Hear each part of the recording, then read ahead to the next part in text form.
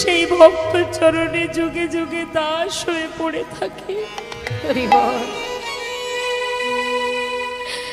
যদি কেউ বলতে পারে দুটি নয়ন জলে ধুইয়ে দেব প্রভু গো তোমার দুটি রাঙা চরণ, তুমি করিও গ্রহণ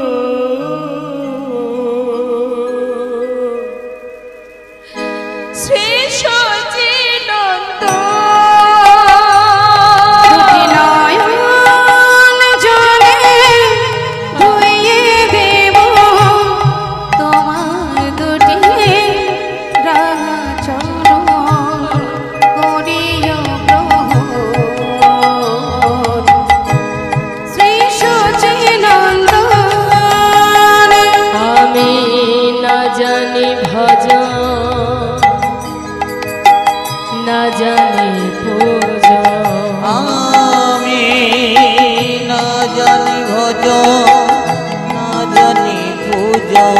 কোনে কোনে পাব তোমার রাঙা চরণ, আমি না জানি ভজ না জানি পূজ, কোন গুণে পাব ও দুটি চরণ।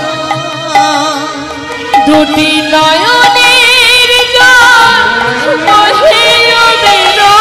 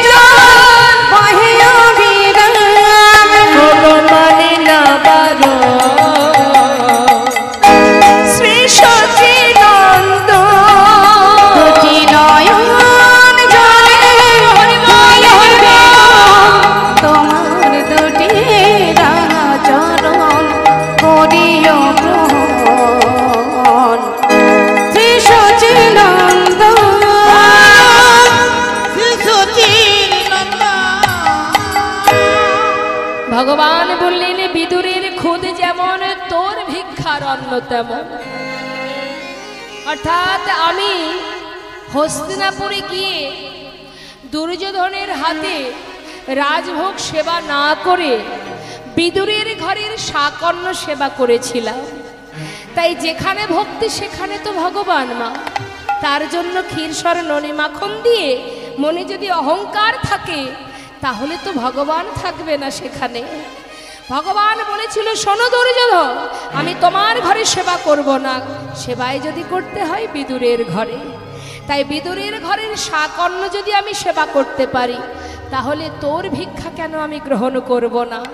ওই বিষয়ের মধ্যে ডুবে যাস না, ওই বিষয়ের মধ্যে যদি ডুবে যাস লালার মতো অবস্থা তোরও হবে।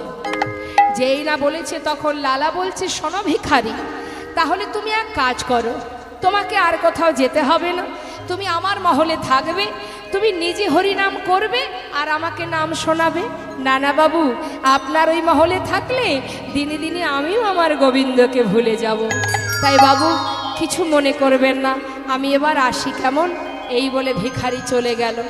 মনে মনে লালা ভাবতে শুরু করলেন বাবা এই তো ত্যাগের জায়গা,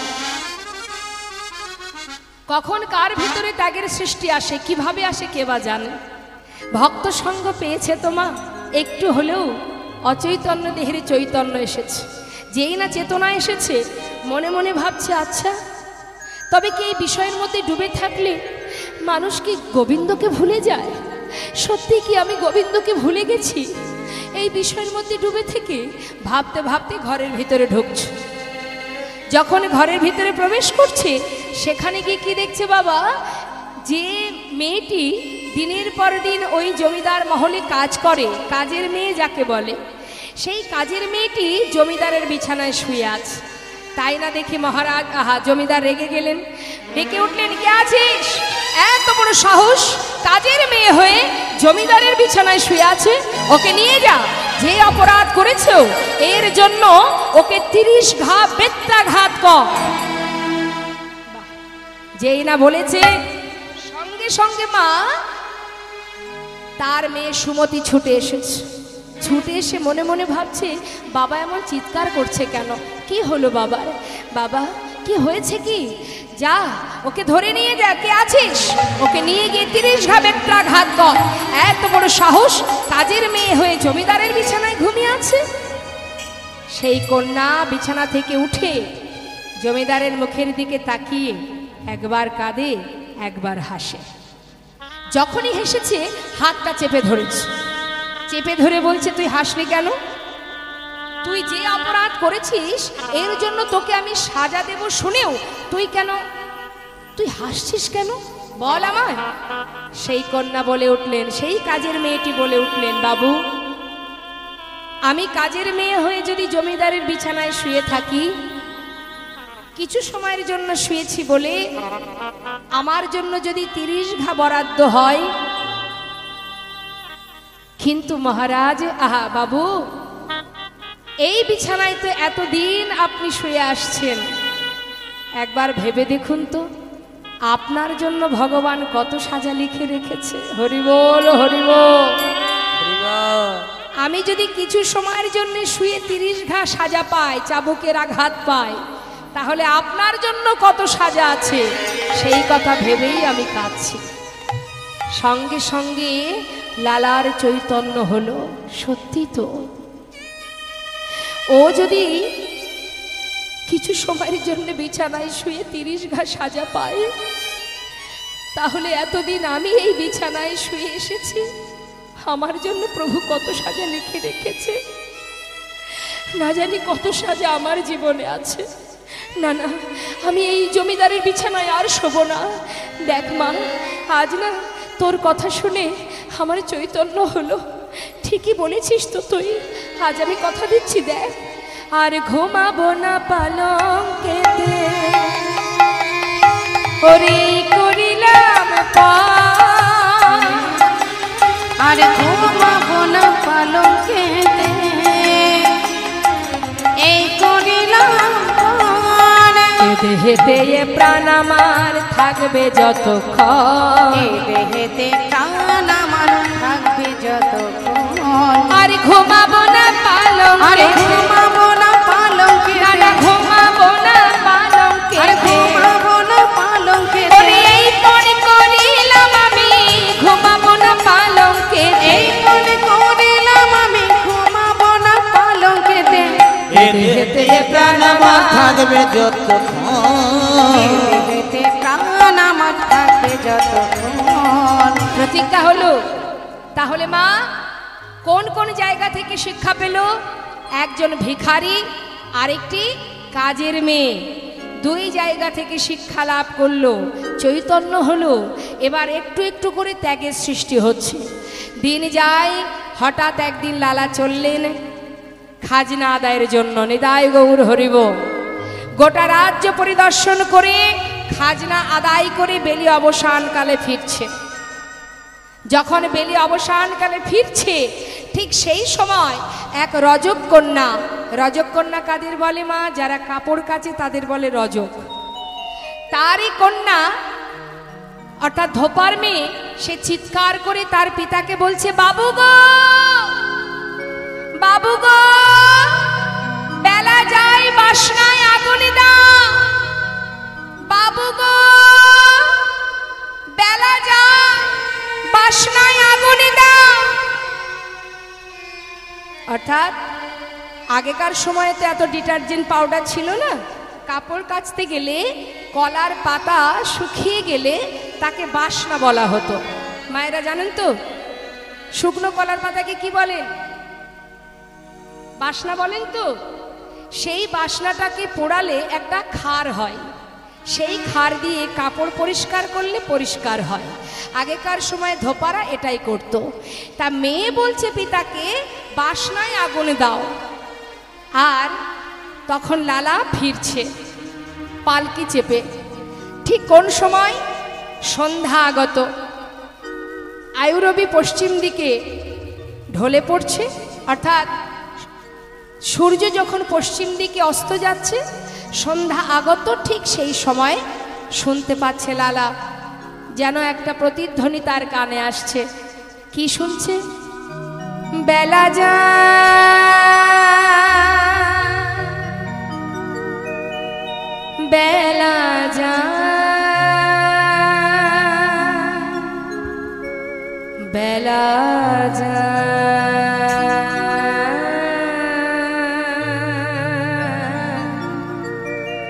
বেলা যায়, বেলা যায়,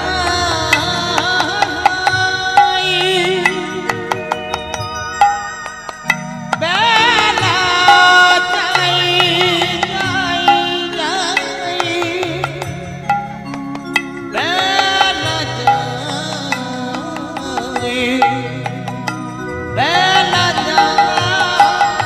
বেলা যায়, বেলা যায়, জয় গৌর হরিবল। বেলা যায়, বেলা যায়, বেলা গেল,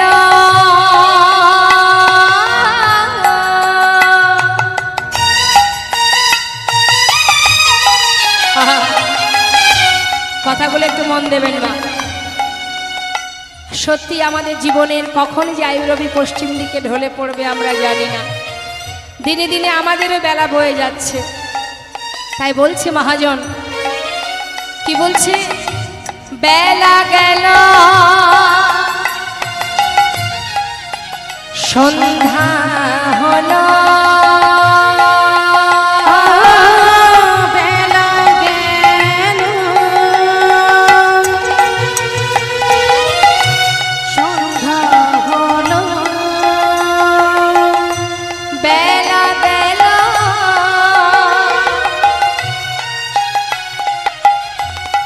ওরে রে,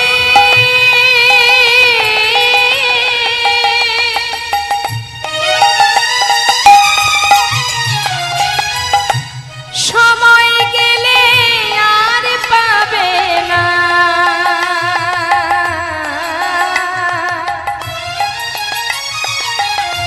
ভজ ভজ একবার কৃষ্ণ ভজ, ভজ রে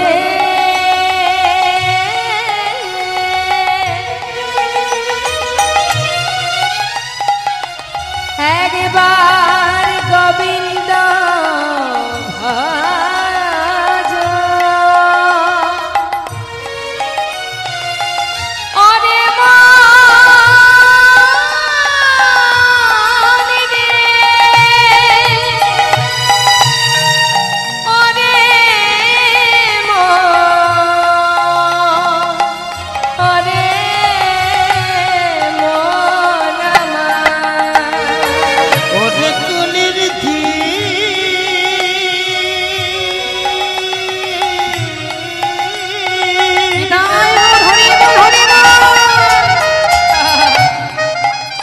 তুমি ভেবে দেখো মন কেউ কার না,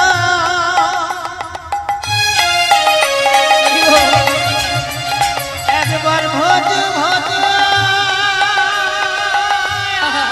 গোবিন্দ ভজ। হরিবল হরিবল। গোবিন্দের নাম ছাড়া আর কিছু না। বেলা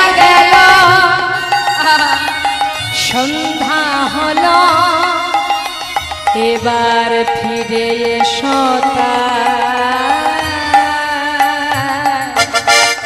বেলা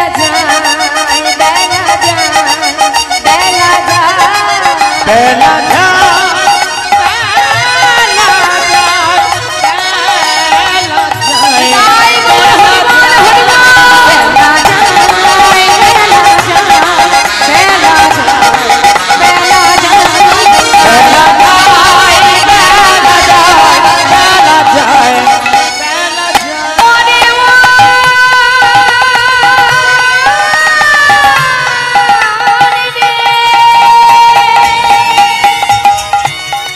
বেলা যায় বেলা যায় বেলা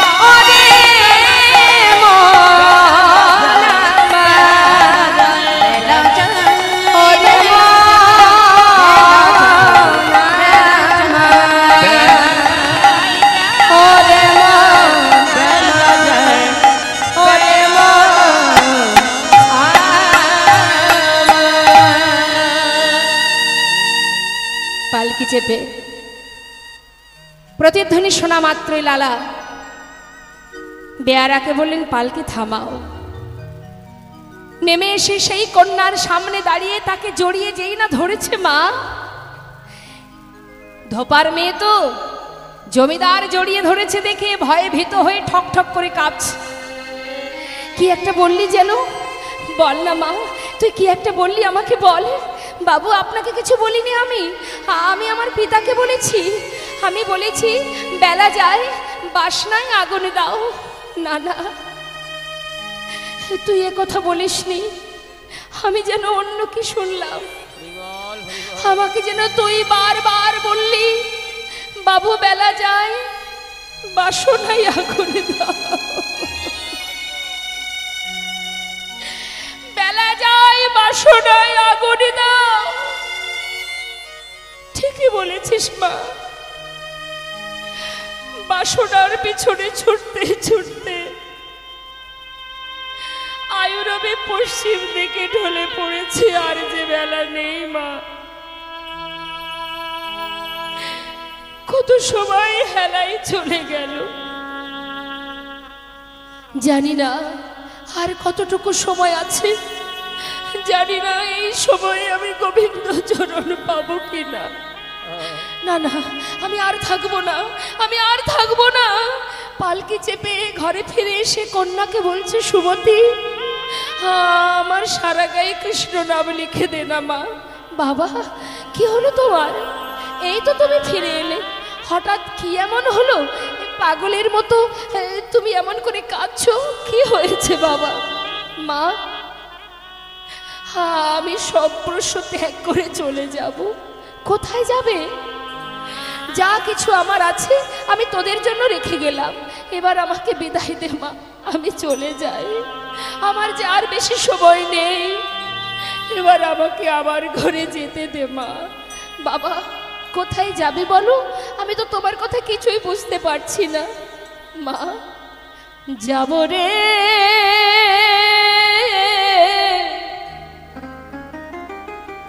যাব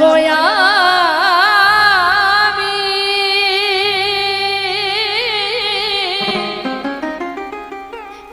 কৃষ্ণ ভজনে,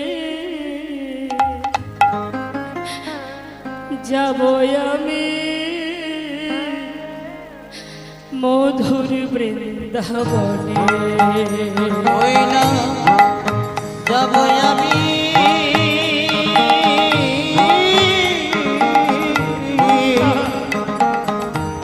যাব আমি মধুর বৃন্দাবনে।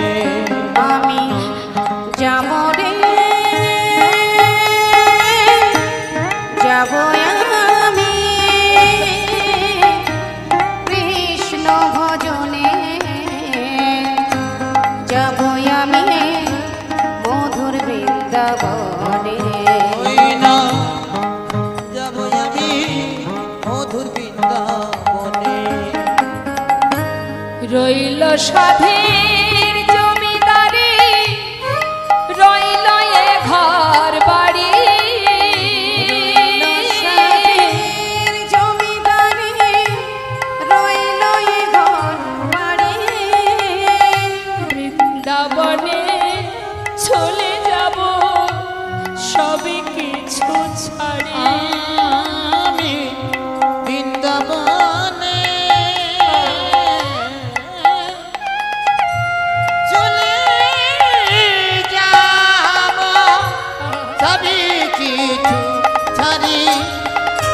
সাজায়ে দে কৃষ্ণ দে মা, সারা গায়ে কৃষ্ণ নাম লিখে দে, সাজায়ে দে কৃষ্ণ মনে আমার এই অভিলাষ, সাজায়ে দে কৃষ্ণ ওরে মনে আমার এই অভিলাষ। আমি হব বৃন্দাবনে বৃন্দাবনে আমি হব বৃন্দাবনে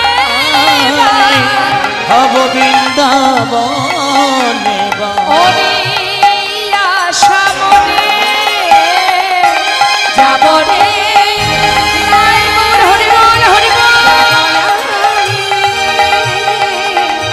কৃষ্ণ ভজনে ওই না যাব আমি মধুর বৃন্দাবনে, ওই যাব আমি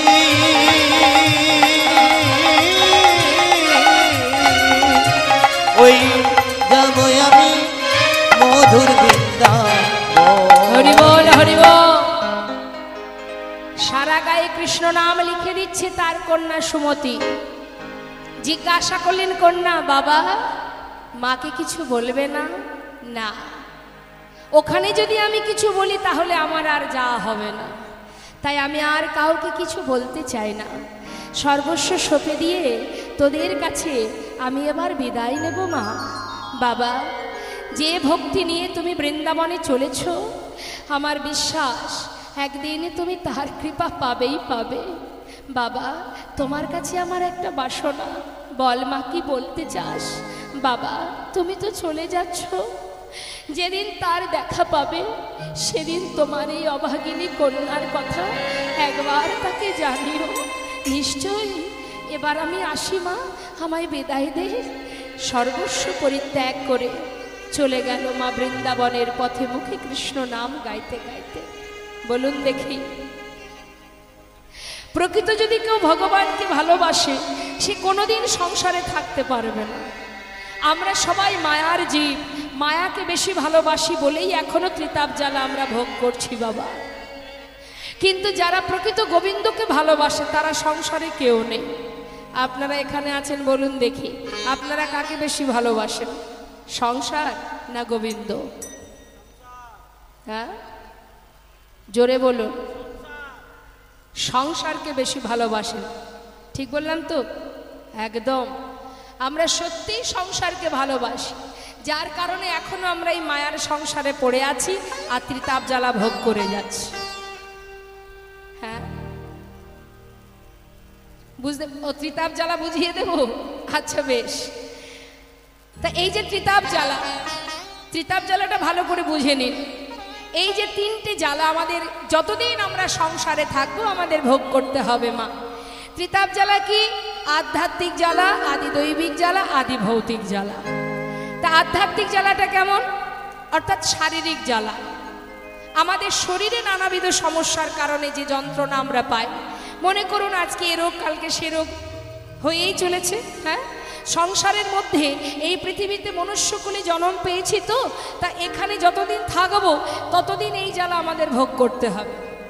হ্যাঁ, অর্থাৎ মনে করুন আমার সর্বশরীরে 16 আনার মধ্যে 99 ভাগ ভালো, মানে আমি সুস্থ, মায়েরা মন দেবেন, 99 ভাগ ভালো, কিন্তু 1 ভাগ ভালো নেই।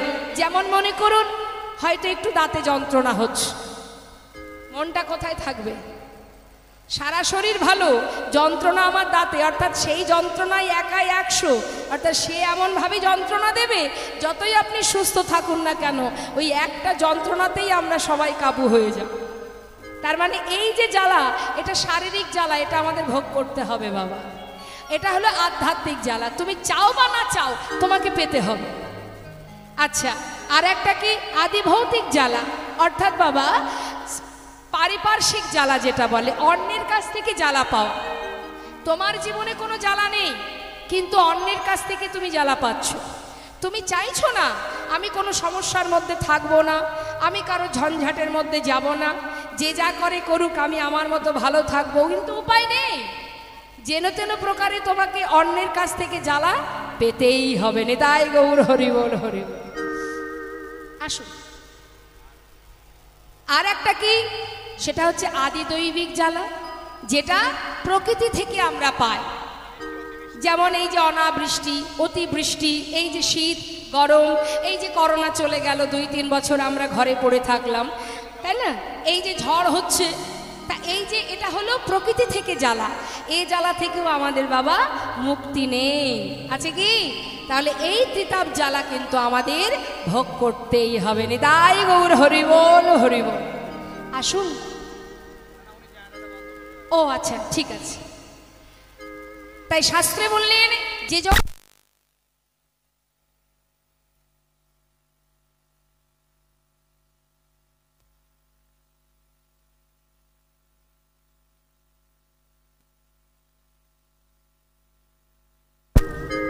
জয় রাধেশ্যাম, জয় নিতাই, জয় গৌ, জয় গৌর, হরে কৃষ্ণ। তাহলে কি বললেন শাস্ত্রে? যে একমাত্র এই ত্রিতাপ জ্বালা থেকে সেই মুক্তি পাবে যে জন নিজেকে চিনতে পারবে। হরি বল, হরি বল।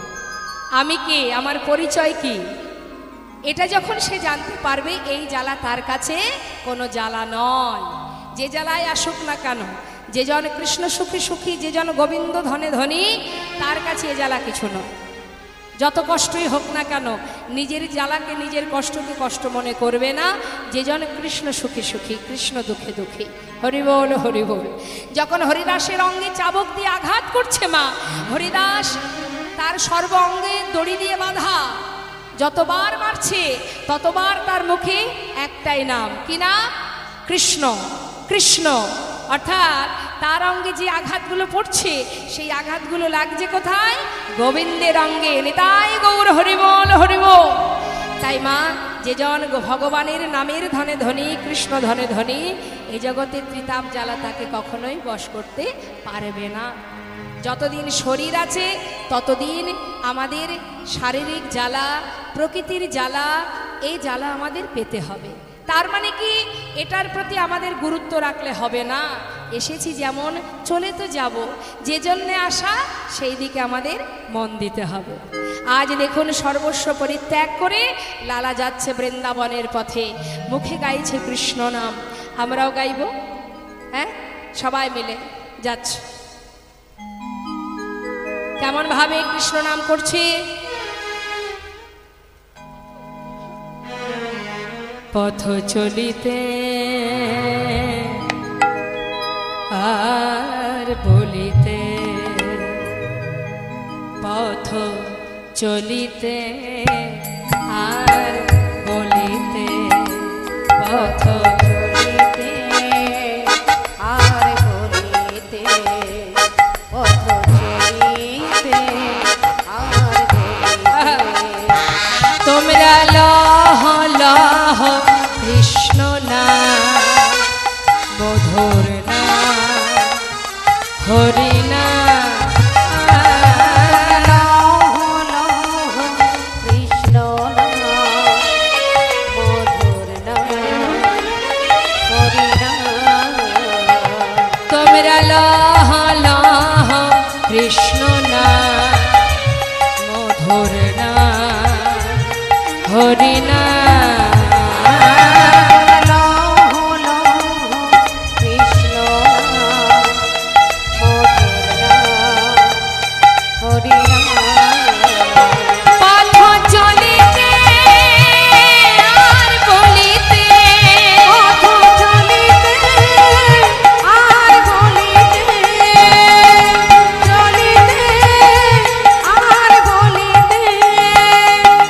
সম্মুখী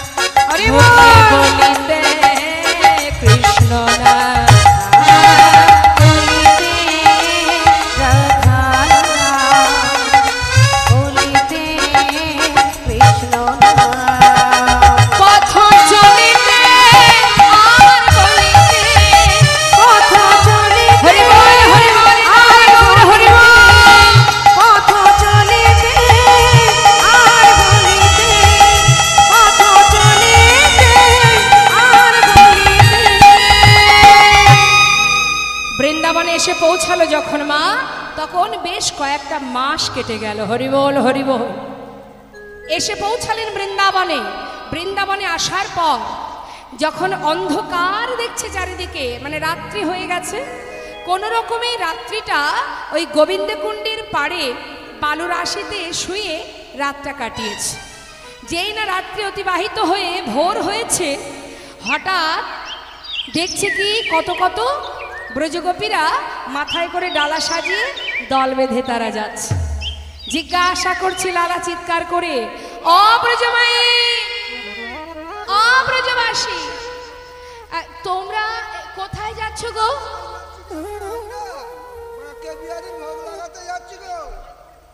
বাকে বিহারীর ভোগ দিতে যাচ্ছ? আমাকে একটু নিয়ে যাবে? কেন নিয়ে যাব না, চলো আমাদের সঙ্গে। তবে আমরা যে নাম গাইতে গাইতে যাচ্ছি, তুমি আমাদের সঙ্গে সেই নাম করতে করতে যাবে। কি নাম? তা আমরা সবাই মিলে গাইবো মা, আমরাও তো যাচ্ছি লীলার সাথে সাথে, তাই না? তো সবাই মিলে গাইবো যখন হাত তুলতে হবে। এবার তুলুন দেখি, সবাই হাত তুলুন। বাহ, এবার হাতে তালি দিয়ে সবাই মিলে একসঙ্গে আমরা গাইবো। রাধে রাধে রাধে রাধে রাধে রাধে বল, রাধে রাধে রাধে রাধে রাধে রাধে বল, বলো রাধে রাধে রাধে রাধে রাধে রাধে বল, রাধে রাধে রাধে রাধে রাধে রাধে বল, রাধে রাধে রাধে রাধে রাধে রাধে বল, রাধে রাধে রাধে রাধে রাধে রাধে বল, ও রাধে রাধে রাধে রাধে রাধে রাধে বল, রাধে রাধে রাধে রাধে রাধে রাধে বল, ও রাধে রাধে রাধে রাধে রাধে রাধে বল, রাধে রাধে রাধে রাধে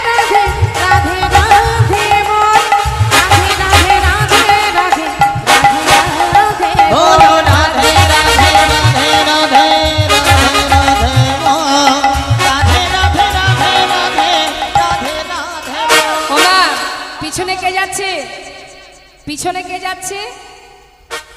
জোরে বলুন। হ্যাঁ, জমিদার লালা, সে কি গাইছে?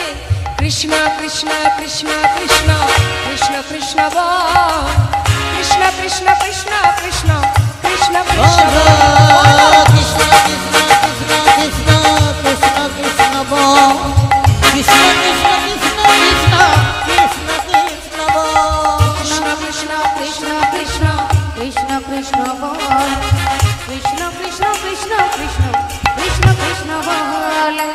বন্ধ করো, কেন এ নাম চলবে না, চলবে না? বৃন্দাবনের নাম চলে না। কি চলে তাহলে? আমি যেটা গাইছি সেটা গাও। কেন কেন? তোমরা তো রাধা নাম করছো, আমি কৃষ্ণ নাম করছি, দুজনের নামই তো হচ্ছে, তাই না? হবে না, আমরা যেটা গাইছি সেটা গাও। হবে না? কি গো মা, হবে না? আমরা তো যুগল ভালোবাসি, ওই জন্য আমরা দুজনের নামটাই ভালোবাসি। কিন্তু বৃন্দাবনবাসী কি বলছে? চলবে না, এ নাম কেউ করবে না, বৃন্দাবনে কেউ করে না। দেখেছেন কাণ্ড? যার জন্য আমরা পাগল, তার নাম নাকি ওখানে হবে না। তাহলে রাধা নাম করতে হবে? শোনো না, তাহলে এক কাজ করা যায়, শুধু বা কেন রাধারানীকে ডাকবো? তাহলে এক কাজ করো, তোমাদের কথাটাও থাক আর আমার কথাও থাক, দুইয়ে মিলে কি হবে? রাধে কৃষ্ণ রাধে কৃষ্ণ রাধে কৃষ্ণ বল, রাধে কৃষ্ণ রাধে কৃষ্ণ রাধে কৃষ্ণ বল, বলো রাধে কৃষ্ণ রাধে কৃষ্ণ রাধে কৃষ্ণ বল, রাধে কৃষ্ণ রাধে কৃষ্ণ রাধে কৃষ্ণ বল, রাধে কৃষ্ণ রাধে কৃষ্ণ রাধে কৃষ্ণ বল, রাধে কৃষ্ণ রাধে কৃষ্ণ রাধে কৃষ্ণ বল, রাধে কৃষ্ণ রাধে কৃষ্ণ রাধে কৃষ্ণ বল, হরি বল। রাধে কৃষ্ণ রাধে কৃষ্ণ রাধে কৃষ্ণ বল, আহা, বৃন্দাবন কি। রাধে রাধে সবাই মিলে জোরে জোরে বলতে হবে, দেখি কার কণ্ঠে কত জোর আছে। হাত তুলতে হবে, জোরে জোরে বলবেন, ঠিক আছে? আমার এখানে যারা আছে তারা কিন্তু কেউ গাইবে না, আপনারা গাইবেন আর আমি গাইব। দেখি উচ্চস্বরে বাবা সবাই মিলে হাত তুলে, হ্যাঁ উচ্চস্বরে রাধা নাম। বৃন্দাবন কি, যমুনা মাই কি, রাধা কুণ্ড কি, শ্যাম কুণ্ড কি, গোবিন্দ কুণ্ড কি, বিলাসবান কি, মধুবান কি, নিধুবান কি, মোহনবান কি, মাধবীবান কি, লৌহবান কি, তাম্রবান কি, तमलबान की, भंडीबान की, केशी घाट की, बंशीबाट की, आगे पीछे दाहिने बाएं, बोल बोल में ऊपर नीचे बोलो राधे राधे राधे राधे राधे राधे बोल राधे राधे राधे राधे राधे राधे बोल राधे राधे राधे राधे राधे राधे बोलो राधे राधे राधे राधे राधे राधे बोल राधे राधे বলিয়ে বাঁকে বিহারী লাল কি। কোথায় এলাম? বৃন্দাবনে তো অনেক আগেই চলে এসেছি, এখন কোথায়? বাঁকে বিহারী। তাহলে বাঁকে বিহারীর মন্দিরে এসে সবাই মিলে বাঁকে বিহারীর ভোগ নিবেদন করে লালা অতিথি তাকে ভালো ভালো প্রসাদ দিয়েছে। লালাও বেশ তৃপ্তি ভরে সেবা করেছে বাবা, বেশ সুন্দর করে সেবা করে জঠর পরিপূর্ণ করে এবার সেবার পরে কি হয়, একটু অলসতা আসে না, মনে হয় একটু ঘুমালে ভালো হয়। তিনি আর দেরি না করে ওই গোবিন্দকুণ্ডের পাড়ে বালির উপরে শুয়ে পড়েছে। আর যেই না শয়নে গেছে ঠিকঠাক ঘুম আসছে না মা। কেন বলুন তো? যেহেতু জমিদার ছিল, কত সুখে দিন কাটতো তার, এই বালির বিছানায় ঠিক ঘুম আসছে না ভেবে তাই একটা বালি দিয়ে সুন্দর করে বালিশ তৈরি করে নিয়েছে। বালিশে মাথা দিয়ে ঘুমিয়ে আছে নিতাই গৌর হরিবল। সকালবেলা যেই না হলো চোখ খুলে দেখছে তার সামনে এক বাবাজি এসে দাঁড়িয়ে আছে, নিতাই গৌর হরি। বাবাজিকে দেখে তাড়াতাড়ি করে বিছানা থেকে উঠেছে, করজোড়ে জিজ্ঞাসা করলেন, বাবাজি বাবাজি আপনার পরিচয়? পাশে এক ব্রজবাসী বললেন, উনি বৃন্দাবনের বাবাজি, ওনার নাম কৃষ্ণদাস বাবাজি। বাবাজি তুমি কি এই বৃন্দাবনেই থাকো? হ্যাঁ। আচ্ছা বাবাজি একটা কথা জিজ্ঞাসা করব। কি? বলো না। এই বৃন্দাবনে কোথায় গেলে আমি গোবিন্দের দেখা পাবো? তুমি বুঝি গোবিন্দের দেখা পেতে এসেছো? কোথা থেকে এসেছো? পরিচয় কি তোমার? আমার নাম লালা। আমি অনেক দূর থেকে আসছি, সেই বাংলার মুর্শিদাবাদ জেলা। আচ্ছা তুমি বুঝি সেই জমিদার, সেই কান্দির মস্ত বড় জমিদার? তুমি কি সেই লালা? বাবাজি আগে ছিলাম, এখন আর নই। এখন এসেছি কৃষ্ণের দাস হয়ে তার দেখা পাবার জন্য। একটিবার বলে দাও কেমন করে তার দেখা পাবো? বাবাজি বললেন, এইভাবে বালির বিছানায় ঘুমিয়ে ঘুমিয়ে দিন কাটালে কি আর গোবিন্দের দেখা মেলে গো? হ্যাঁ, কর্ম করতে হবে তোমায়। কর্ম করতে পারবে? বলি সুন্দর করে ঘুমিয়ে আছো, আবার ঠিক ঘুম হচ্ছে না দেখে বালি দিয়ে বালিশ করেছো। যেই না বলা এক হাত দিয়ে সেই বালিশটি ভেঙে ফেললেন। বাবাজি যে পথ আমাকে অবলম্বন করতে হয় আমি তাতেই রাজি। আমি কি করব? যা আমাকে বলবে আমি তাই করতে রাজি। একটিবার বলে দাও কি করে তার দেখা পাবো? পারবে? আমি যা বলবো পারবে তো? পারবো। বেশ তাহলে করো। বৃন্দাবনে কর্ম করতে হয়, কর্ম করতে করতে তার দেখা পাওয়া যায়। যদি তোমার কর্ম সম্পূর্ণ হয়, সঠিক হয়, নিশ্চয়ই তার দেখা মিলবে। কেমন? তো কি করতে হবে? লালা ধরো ধরো লালা ভিক্ষার ঝুলি কাঁধে, তুমি ঘুরে এসো দারে ধরো ধরো লালা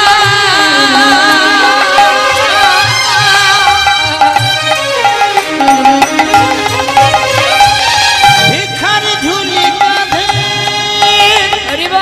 ঘুরে এসো দারে মুখে রাধা গুণ গাও ভিক্ষা মেটে না, কৃষ্ণ পদ কর রাধা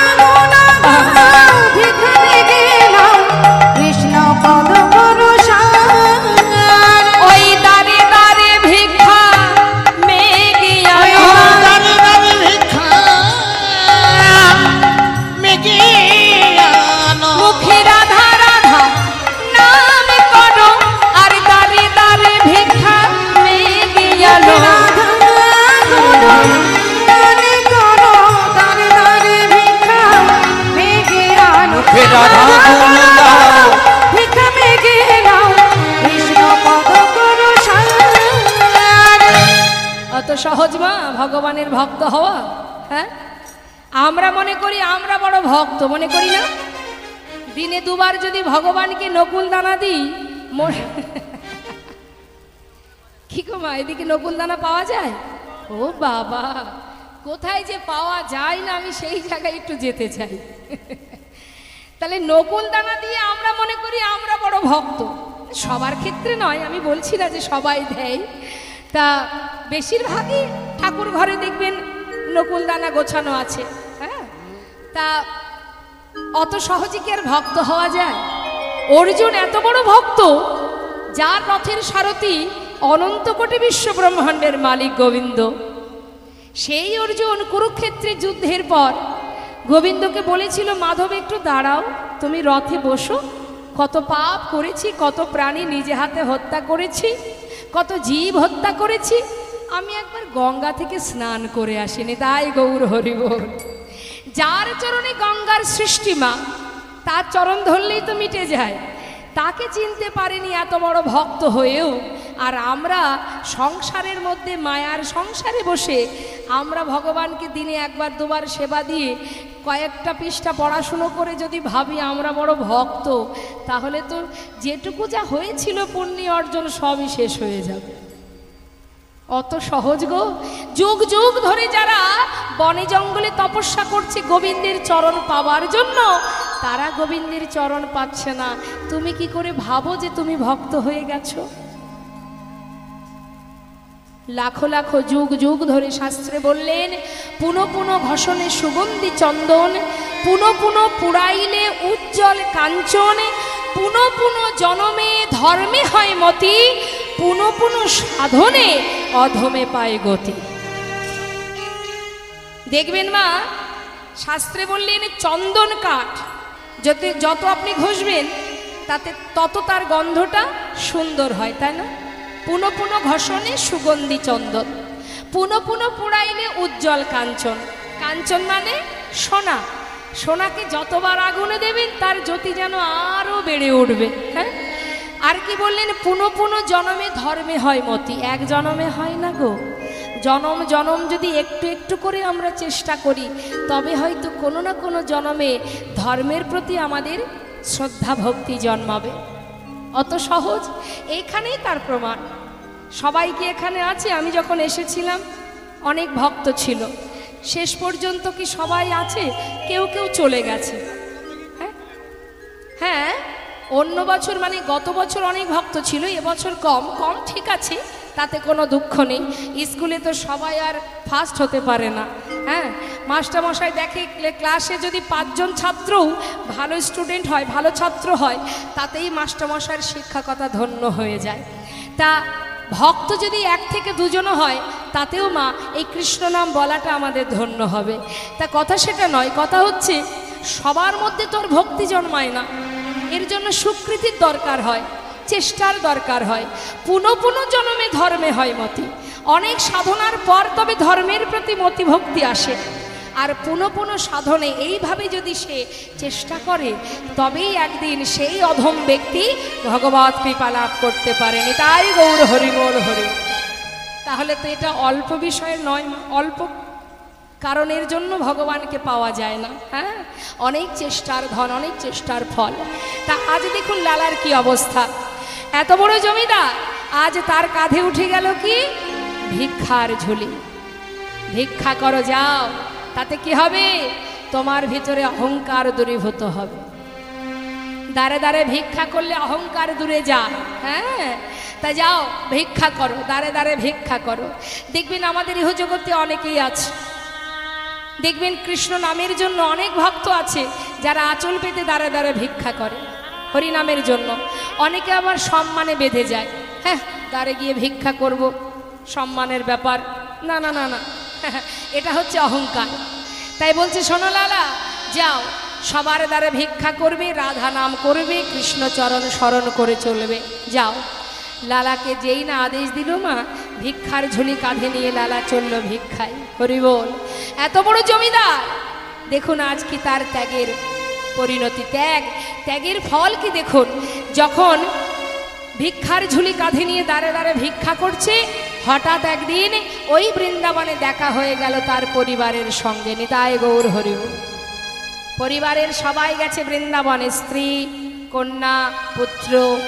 তারা যেই না গেছে মা, তারা লালাকে দর্শন করে তার স্ত্রী কাত্যায়নী চোখের জলে বুক ভাসিয়ে কাঁদছে।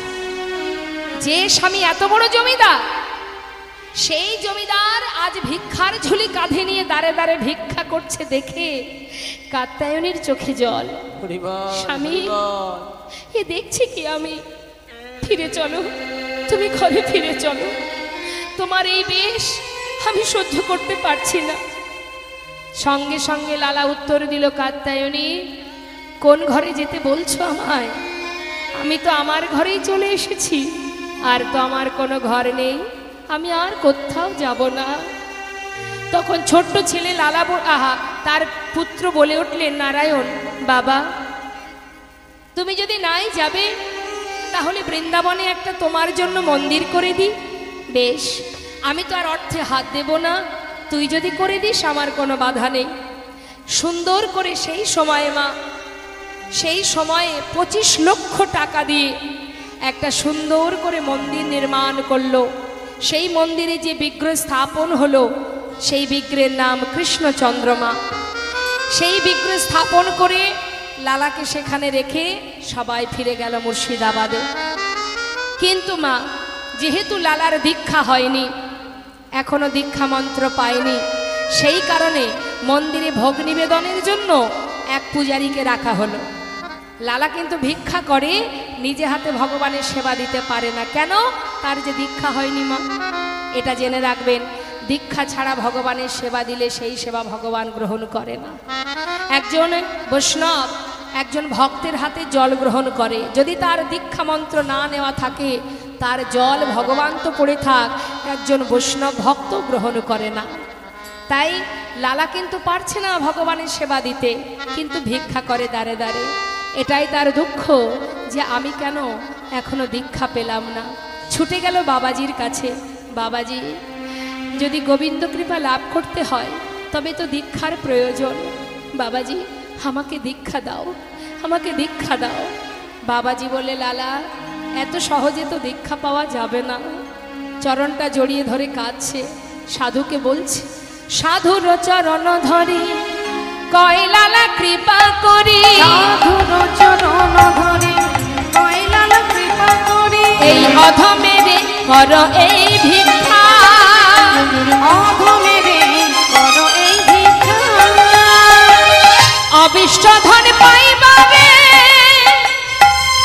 ঘর ছেড়ে এসেছি ঘরে, অবিষ্ট ধন পাইবারে ঘর ছেড়ে এসেছে ঘরে, অবিষ্ট ধন পাইবারে ঘর ছেড়ে এসেছি ঘরে, অবিষ্ট ধন পাইবারে ঘর ছেড়ে এসেছে ঘরে, ফিরিব না কৃপা করে দাও মোরে আমি দীক্ষা, ফিরিব না কৃপা করে দাও মোর দীক্ষা, ফিরিব না কৃপা করে দাও মোরে দীক্ষা, আমি আর তো ঘরে ফিরব না গো, আর তো ঘরে ফিরব না গো, আর তো ঘরে ফিরব না, আর তো ঘরে ফিরব না, ঘর ছেড়ে এসেছি ঘরে, আর তো ঘরে ফিরব না, ঘর ছেড়ে এসেছে ঘরে, আর তো ঘরে ফিরব না আমি গো, ফিরিব না কৃপা করে দাও মোর দীক্ষা, ফিরিব না কৃপা করে দাও মোরে দীক্ষা, আমি ফিরিব না কৃপা করে দাও মোর দীক্ষা।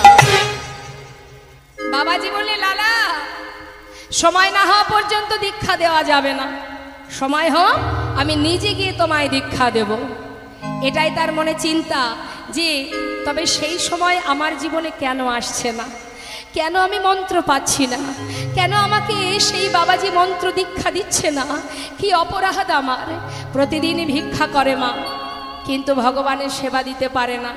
পূজারী যখন ভোগ নিবেদন করে, মন্দিরের দরজার কাছে বসে বসে ভগবানের সেই নিবেদন দর্শন করে, ভগবানের আরতি দর্শন করে, আর চোখের জলে বুক ভাসিয়ে কাঁদে, হে দয়াময়, সর্বস্ব পরিত্যাগ করে বৃন্দাবনে এলাম, দাঁড়ে দাঁড়ে ভিক্ষা করি আমি, এত কষ্ট তুমি কেন দিচ্ছ আমায়, কেন আমি নিজে হাতে তোমাকে সেবা দিতে পারছি না প্রভু। কাঁদছে কাঁদতে কাঁদতে হঠাৎ পূজারীকে বলছে, পূজারী তোমার কাছে আমার একটা বাসনা। কি? পূজারী আজ আর ভিক্ষায় যাব না, আমার ভালো লাগছে না। পূজারী শোনো না, আমি একটু ওই গুহার মধ্যে বসে বসে ভজন করব, তুমি মন্দিরে ভোগ নিবেদন করে আমাকে একটু প্রসাদ দিয়ে আসবে। বেশ, নিশ্চয়ই নিশ্চয়ই দিয়ে আসবো। তবে তাই হোক। এবার লালা দেরি না করে মা ওই গুহার মধ্যে গিয়ে বসে বসে ভজন করছে। কিন্তু মা মনে মনে প্রতিজ্ঞাবদ্ধ হলেন, কি? আমি গুহার মধ্যে বসে বসে ভাবছে, হে দয়াময়, এই রইলাম আমি গুহার মধ্যে বসে, আমিও দেখতে চাই কত সময় তুমি আমার কাছে না এসে থাকতে পারো। এতদিন হয়ে গেল এই বৃন্দাবনে পড়ে আছি, একটি বারও কি তোমার কৃপা পাবো না? আমিও দেখি তুমি কেমন ভক্তের ভগবান। এই থাকবো গুহার মধ্যে বসে, কত সময় তুমি আমার কাছে দেখা না দিয়ে দূরে থাকতে পারো, আমিও দেখতে চাই। যত সময় তোমার দেখা না পাবো এই গুহা থেকে বাইরে বেরোবো না। বাবা, ভগবানের কাছে জোর খাটাতে পারে কারা? ভক্ত যারা। নেতাই গৌর হরি বল। কি করলো? প্রতিজ্ঞা করলেন, গুহার মধ্যে বসে বসে ভজন করছে। এখন ভগবানের চিন্তা পড়ে গেল ভক্তের জন্য। হরি বল। ভক্তের বোঝা তো ভগবানই বয় গো। চিন্তায় পড়ে গেল, ভক্ত যে কঠিন প্রতিজ্ঞা করে বসেছে, ওকে কি করে গুহা থেকে বাইরে বের করব। এদিকে মন্দিরের পূজারী ভোগ নিবেদন করেছে, প্রসাদ দিয়ে আসতে যাবে। এমন সময় প্রসাদের থালা নিয়ে যেই না বাইরে পা রেখেছে, হঠাৎ ঝড় বৃষ্টি শুরু হয়ে গেল। আর যেই না বৃষ্টি শুরু হয়ে গেল, পূজারী চিন্তা করছে, তাই তো এত বৃষ্টি, থাক একটু পরে না হয় যাব। প্রসাদের থালাটা বাইরে রেখে মন্দিরের মধ্যে ঢুকে গেছে। আর ভগবান করুণাময়, সে তো লালার কাছে যাচ্ছে, যেহেতু তার মন্ত্র এখনো দীক্ষা মন্ত্র পায়নি, তাই প্রভু আমার সাক্ষাৎ দর্শন দিতে পারছে না। কিন্তু যাচ্ছে মা কেমন ভাবে? পূজারীর রূপ ধারণ করে, পূজারীর বেশ ধারণ করে সেই প্রসাদের থালাটা নিয়ে, কেমন দয়াল করুণাময় গোবিন্দ, ভক্তকে গুহা থেকে বাহির করবে বলে নিজে ঝড় বৃষ্টি মাথায় করে নিয়ে ভিজতে ভিজতে যাচ্ছে ওই গুহার ভেতরে। আর ভক্ত গুহার মধ্যে বসে আছে, বসে বসে কাঁদছে আর গাইছে, রাধে কৃষ্ণ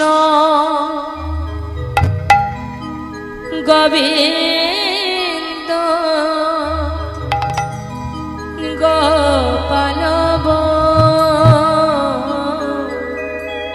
রাধা রমণ হরি হরি হরি বল। রাধে কৃষ্ণ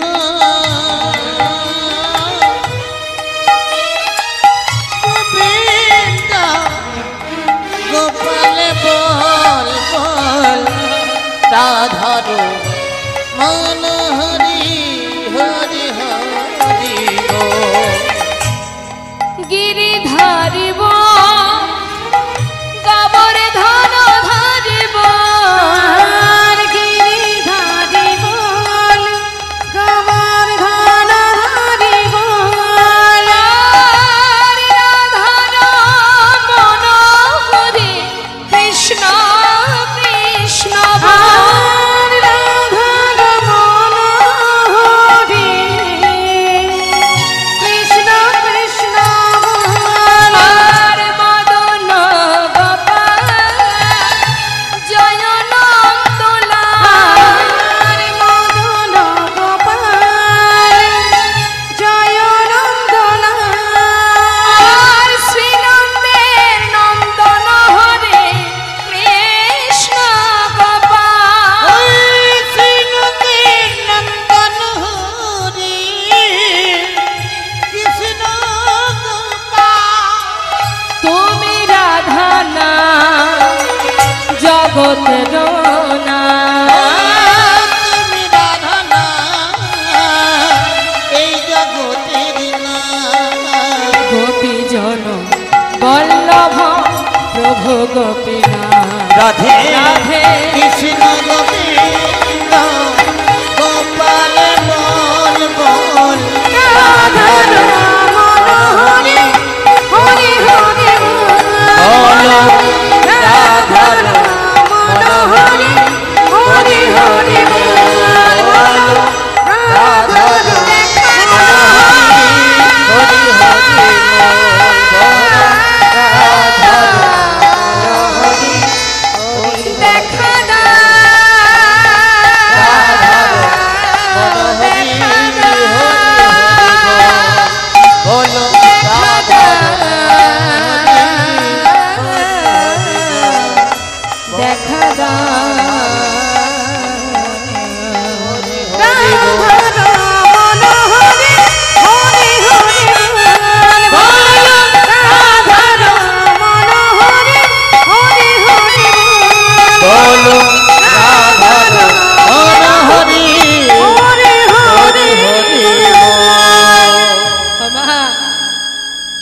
এসে দাঁড়ালেন। ভজন শুনতে শুনতে এসে দাঁড়িয়ে বললেন, লালা। কে? আমি পূজারি। তুমি প্রসাদ খাবে না? না, প্রসাদ খেয়ে নাও। লালা কিন্তু বাবা প্রসাদ খেলো। প্রভু যে সামনে এসে দাঁড়িয়েছে সে কিন্তু চিনতে পারেনি। প্রসাদ সেবা করলো, আবার প্রভু চলে গেলেন। যেই না চলে গেলেন, এদিকে বৃষ্টি বন্ধ হয়ে গেল। মন্দিরের যে প্রকৃত পূজারী সে চিন্তা করছে তাই তো লালাকে প্রসাদ দিতে যেতে হবে। দেখি, যেই না বারান্দাতে এসেছে দেখছে থালাতে আর প্রসাদ নেই। আহা, হয়তো কোনো ভক্ত এসে নিয়ে চলে গেছে। তাতে আর কি আছে, মন্দিরে তো এখনো প্রসাদ আছে, তা থেকে একটু দিয়ে আসি। এই ভেবে এবার একটা থালায় করে প্রসাদ নিয়ে এক পা দু পা করে গুহার মধ্যে ঢুকেছে। গিয়ে জিজ্ঞাসা করছে, লালা, ও লালা। কে? আমি। প্রসাদ খাবে না? নাও নাও, প্রসাদ খেয়ে নাও। প্রসাদ? পূজারি, আমি তো প্রসাদ খেয়েছি। খেয়েছো? কে দিল তোমায়? কেন? তুমি তো এসেছিলে একটু আগে, আমাকে প্রসাদ দিয়ে গেলে। আমি প্রসাদ খেলাম, তুমি আবার চলেও গেলে। আমি প্রসাদ খেয়েছি? আহা, আমি দিয়েছি? না না লালা, তোমার কথা ভুল হচ্ছে। আমি তো এই সবেমাত্র এলাম, আমি তো এর আগে আসিনি। কি বলছো তুমি? তোমার মতো দেখতে, তোমার মতো বেশ, তোমার মতো কণ্ঠস্বর, তুমি তো এসেছিলে, আমাকে প্রসাদ দিলে, আবার চলেও গেলে। না না লেলা, জানো লালা, বিশ্বাস করো আমি কিন্তু আসিনি। তবে পূজারি, কে এসেছিল? বলো না, কে এসেছিল? লালা, তুমি চিনতে পারোনি তাকে। আমি আসিনি গো। তবে যে তোমার কাছে এসেছিল তুমি চিনতে পারোনি।